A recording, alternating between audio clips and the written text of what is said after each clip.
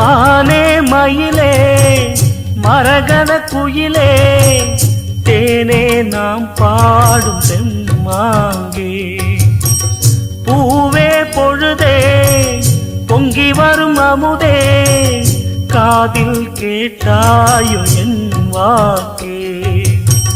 ஒன்னை எண்ணி நான் தான் ஒரு ஊர்கோலம் போனே தன்னந்தனியாக நிற்கும் தேர் போலானே பூ பூத்த சோலையிலே